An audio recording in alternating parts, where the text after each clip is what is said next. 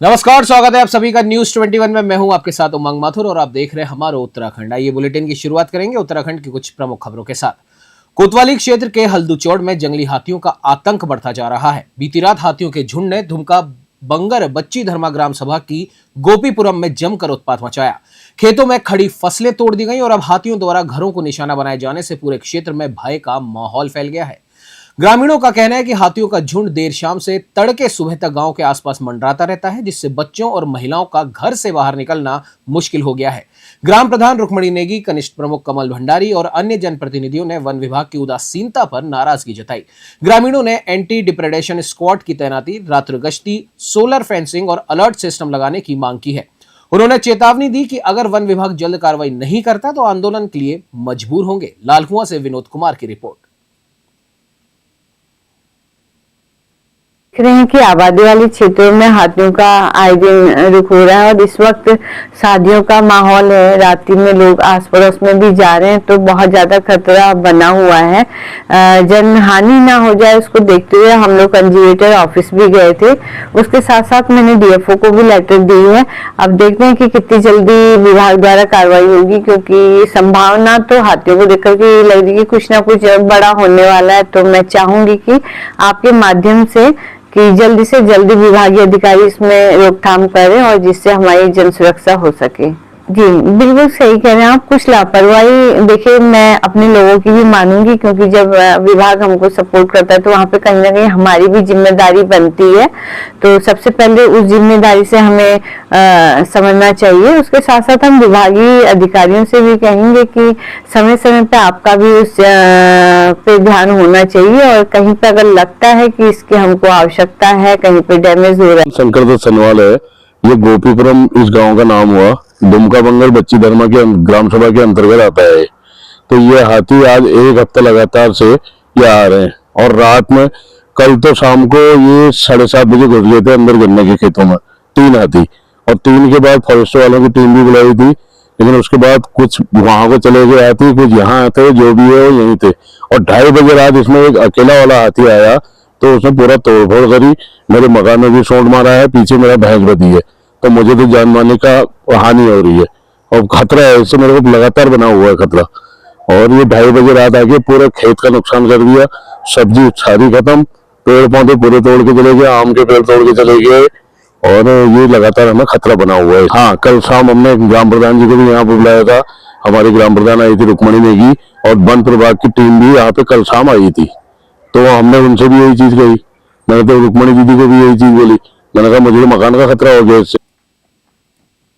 बढ़ते अगली खबर की ओर। आपको बता दें कि सरोवर नगरी नैनीताल से लगभग 25 किलोमीटर दूर भवाली रातीघाट मार्ग के पास एक वाहन गहरी खाई में गिर गया, जिससे 3 शिक्षकों की दर्दनाक मृत्यु हो गई और एक शिक्षक गंभीर रूप से घायल बताया जा रहा है। घायल शिक्षक मनोज कुमार को हायर सेंटर रेफर कर दिया गया है। प्राप्त जानकारी के अनुसार चारों शिक्षक अल्मोड़ा से हल्द्वानी एक शादी समारोह में शामिल होने के लिए जा रहे थे। मार्ग में उनकी कार शिप्रा नदी में जा गिरी। घटना की सूचना मिलते ही पुलिस और स्थानीय लोगों ने रेस्क्यू अभियान चलाकर सभी को खाई से बाहर निकाला। हादसे में मृतक शिक्षकों की पहचान सुरेंद्र भंडारी, पुष्कर सिंह और संजय बिष्ट के रूप में हुई है। परिवार के लोगों को घटना की जानकारी दे दी गई है। पुलिस ने हादसे की जांच शुरू कर दी है और कारणों का पता लगाया जा रहा है। नैनीताल से ललित जोशी की रिपोर्ट।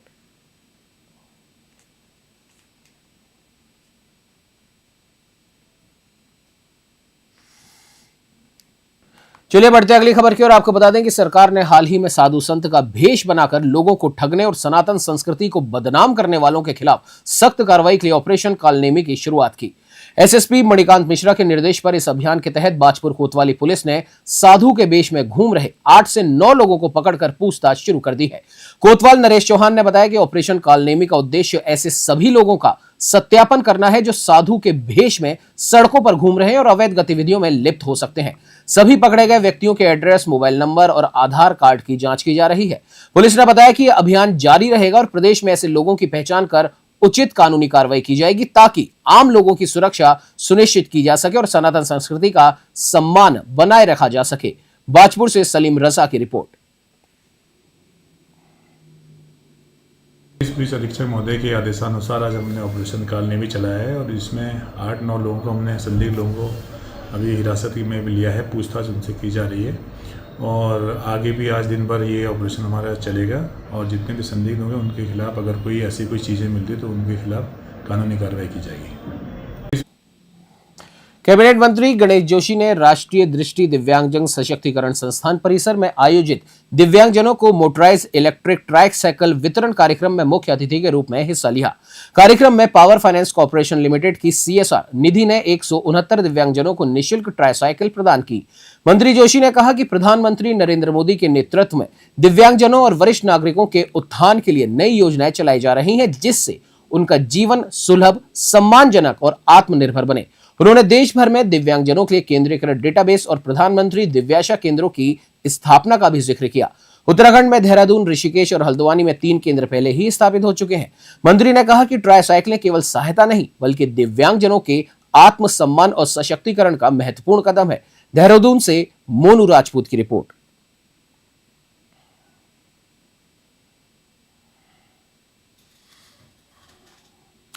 उत्तराखंड के कृषि मंत्री गणेश जोशी ने देहरादून स्थित कैंप कार्यालय से नाबार्ड समर्थित पॉली हाउस योजना के तहत 28 किसानों को पंतनगर कृषि विश्वविद्यालय के लिए रवाना किया। मंत्री ने बताया कि राज्य में अगले 3 वर्षों में 50,000 पॉली हाउस स्थापित करने का लक्ष्य है, जिससे किसानों की आय दुगनी करने के प्रयासों को गति मिलेगी। उन्होंने कहा कि पॉली हाउस तकनीक से बेमौसमी उत्पादन में किसानों को बड़ी आर्थिक बढ़ोतरी मिल रही है। प्रशिक्षण प्राप्त करने के बाद किसान मास्टर ट्रेनर बनकर अन्य किसानों को भी इस तकनीक से जोड़ेंगे। मंत्री जोशी ने यह भी बताया कि कृषि और बागवानी पलायन रोकने में महत्वपूर्ण भूमिका निभा रहे हैं, क्योंकि लौटे प्रवासियों में बड़ी संख्या खेती और पर्यटन से जुड़ रही है। साथ ही उन्होंने 2030 तक सेब उत्पादन में हिमाचल और कश्मीर की बराबरी करने, कीवी में नंबर 1 बने रहने और ऑर्गेनिक खेती में पुरस्कार प्राप्त करने जैसे लक्ष्यों की भी जानकारी दी। देहरादून से मोनू राजपूत की रिपोर्ट।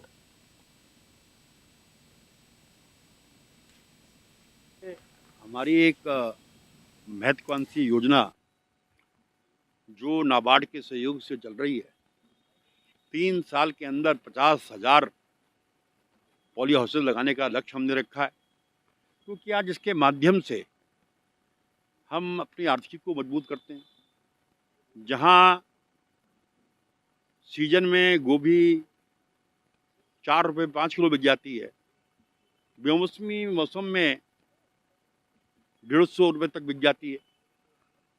इसके माध्यम से हम किसानों की आय को दुगनी करने का जो प्रधानमंत्री जी का सपना है उसको साकार कर सकते हैं। और समय समय पर हम अपने किसानों को ट्रेन करने के लिए पंतनगर भेजते रहते हैं। और आज इसी कड़ी में यहाँ के 28 किसानों को 5 दिन की ट्रेनिंग के लिए हमने पंतनगर भेजा है। और वहाँ से आने के बाद ये एक मास्टर ट्रेनर के रूप में यहाँ काम करेंगे और किसानों को भी इससे जोड़ेंगे। और जो मैं दावे हमारी एक जिले के मारखम ग्रांट, दुधली, सिमलास, भानियावाला, जीवनवाला, फतेहपुर, माजरी, शेरगढ़ सहित कई ग्रामीण क्षेत्रों में हाथियों की आमद लगातार बनी हुई है।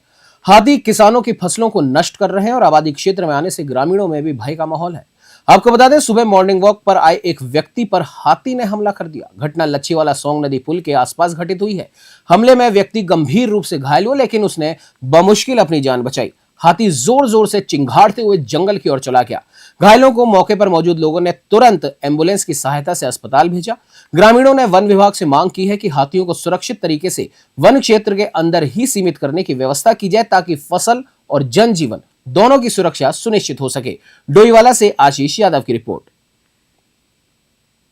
ये हाथी के आने की धमक लग गई है, क्योंकि एक बार पिछले साल भी हमारे यहाँ आया था और अब के ये बाउंड्री भी तोड़ के गया एक, और बिल्कुल हमारे घर से सेंटर से होकर बीच में से हमारे जो नौकर वगैरह थे उनके सामने से बिल्कुल पास से घर के पास से गया।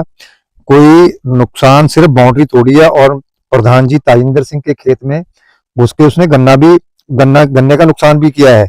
और हम वन विभाग से यही चाहते हैं कि आने वाले दिनों में बड़े गांव में बड़ा दहशत का माहौल हो जाएगा। और इससे हम वन विभाग से यही चाहते हैं कि हमारी रक्षा का पूर्ण से सुरक्षा का कोई उसकी व्यवस्था की इंतजाम किया जाए।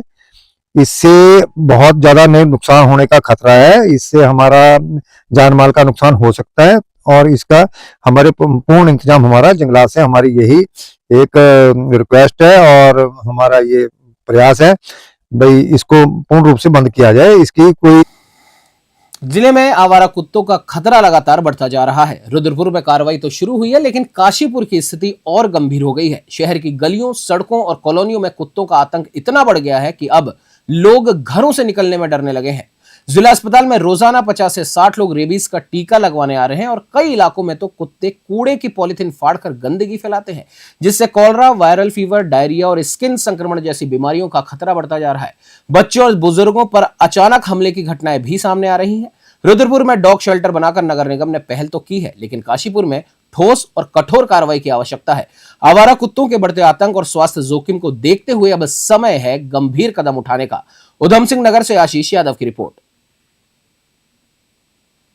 माननीय उच्च न्यायालय के आदेशानुसार हम लोग नगर निगम द्वारा एक डॉग शेल्टर हाउस बनाने जा रहे हैं, जिसमें हमारे जो स्ट्रीट के डॉग्स हैं, जो आवारा कुत्ते हैं, उनको हम वहाँ रखेंगे। ये लगभग 500 कुत्तों के रखने का इसकी कैपेसिटी होगी। यहाँ पर कुत्तों का प्रॉपर इलाज होगा, डॉक्टर होंगे, उनका ध्यान रखा जाएगा, साथ में उनकी खाने पीने की व्यवस्थाएं भी की जाएंगी, ताकि माननीय उच्च न्यायालय जी का जो आदेश है उसके क्रम में इसका अनुपालन किया जाएगा। इसके लिए शहरी विकास विभाग द्वारा और पशुपालन विभाग द्वारा एक कमेटी भी बनाई गई है और जल्दी वो इसके नॉर्म्स जो तय करेगी, उन्हीं नॉर्म्स के आधार पर हम लोग काम करेंगे। ये लगभग 500 कुत्तों को रखने के लिए शेल्टर हाउस होगा, जिससे आवारा कुत्तों से निजात मिलेगी। सत हमारे यहाँ जो है टीके 50-60 लगते हैं।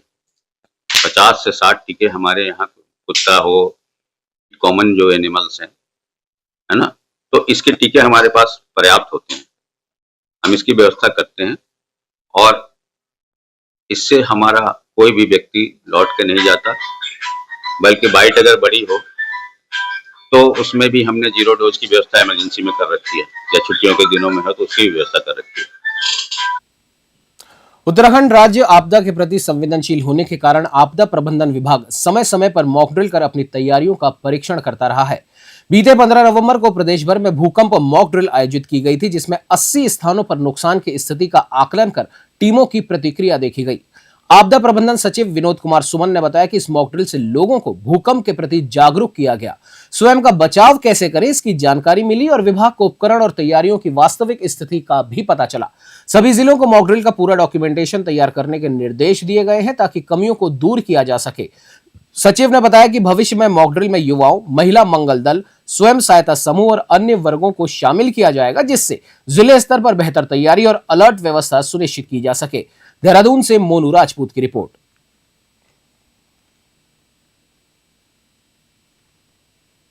भूकंप के लिए मॉक ड्रिल हम लोगों ने किया। इसके पहले माननीय मुख्यमंत्री जी ने और मुख्य सचिव महोदय ने निर्देश दिया था कि भूकंप की मॉक ड्रिल कराइए।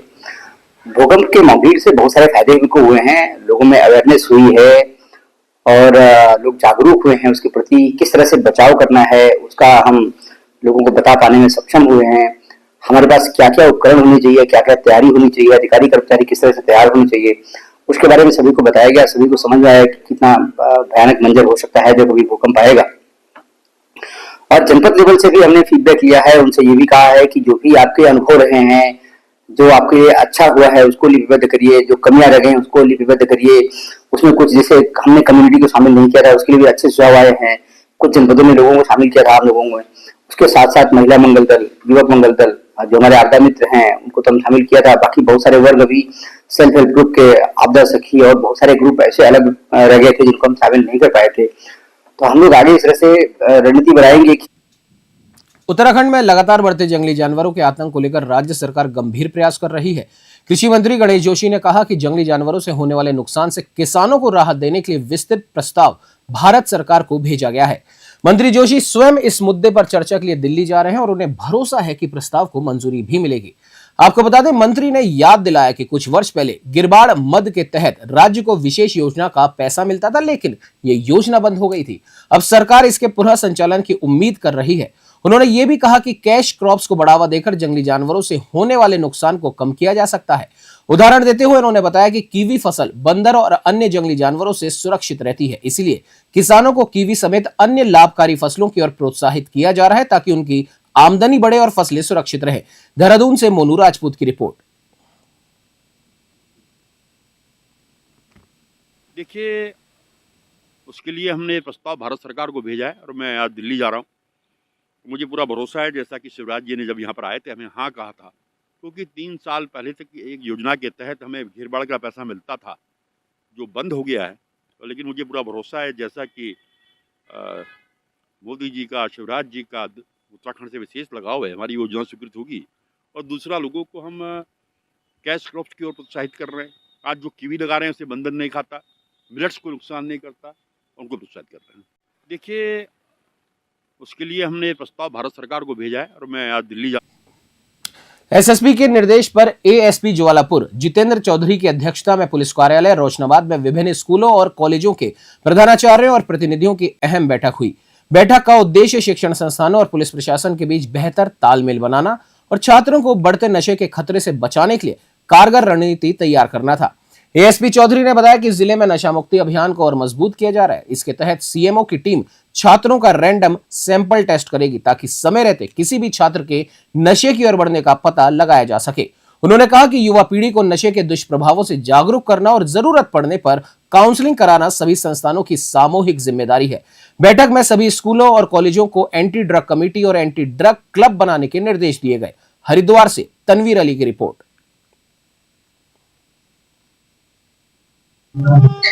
देखिए, कल दिनांक 21/11/2025 को मेरे द्वारा एसएसपी ऑफिस होशंगाबाद के अंदर जो हमारे यहाँ पे नगर क्षेत्र के स्कूल तथा शिक्षण संस्थाएं हैं, उनके जो संचालक है उनके साथ मीटिंग की गई थी। ये मीटिंग का उद्देश्य जो है बच्चों के अंदर नशे के विरुद्ध जो है जागरूकता फैलाना, साथ ही साथ उनके द्वारा सेल्फ सर्टिफिकेशन करना और सेल्फ कंसेंट देना कि अगर हमारी जो है हम कभी नशा नहीं करेंगे और हमारी कभी भी रैंडम जो है चेकिंग की जा सकती है, उसके उद्देश्य से ये मीटिंग की गई। बढ़ते अगली खबर की ओर। आपको बता दें कि उपनल कर्मचारियों की लंबे समय से लंबित मांगों पर अब राहत मिलने की उम्मीद बढ़ गई है। राज्य सरकार ने संकेत दिया है कि कर्मचारियों की सभी प्रमुख मांगें जल्द ही पूरी की जाएंगी। गृह सचिव शैलेश बगौली ने बताया कि उपनल कर्मचारियों और सरकार के बीच लगातार बातचीत चल रही है। उन्होंने स्पष्ट किया कि कोर्ट के आदेशों और कर्मचारियों की मांगों पर चरणबद्ध तरीके से काम किया जाएगा। गृह सचिव ने कहा कि मांगों को पूरा करने में बड़े वित्तीय भार की वजह से समय तो लग रहा है, लेकिन सरकार समाधान की दिशा में गंभीर है। गौरतलब है कि पिछले 2 हफ्तों से ज्यादा समय से प्रदेश भर के उपनल कर्मचारी नियमितीकरण और समान वेतन की मांग को लेकर लगातार धरना प्रदर्शन कर रहे हैं। फिलहाल सरकार और कर्मचारियों के बीच वार्ता जारी है और उम्मीद जताई जा रही है कि जल्द ही कोई बड़ा निर्णय सामने आ सकता है, जिससे हजारों उपनल कर्मचारियों को राहत मिलेगी। देहरादून से मोनू राजपूत की रिपोर्ट।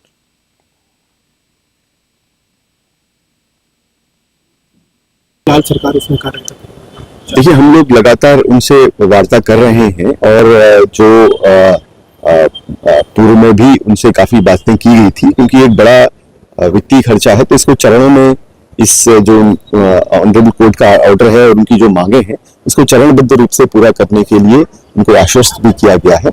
हम उनसे बात कर रहे हैं कि वो सरकार को समय दें और ये जो मांगे हैं या जो कोर्ट का ऑर्डर है उसको हम लोग पूरा करें। सर, आपको लगता है कि श्री गुरु तेग बहादुर साहिब के 350वें बलिदान दिवस पर उत्तराखंड संस्कृत विश्वविद्यालय हरिद्वार स्थित श्री गोविंद सिंह शोधपीठ में श्रद्धा और आध्यात्मिकता से ओतप्रोत विशेष कार्यक्रम का आयोजन किया गया।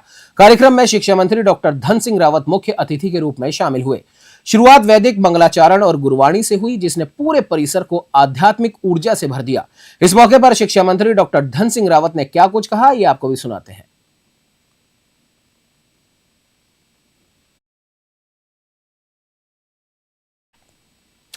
इस बुलेटिन में फिलहाल इतना ही। देश प्रदेश की तमाम खबरों की जानकारी के लिए आप बने रहिए हमारे साथ और देखते रहिए News 21। नमस्कार।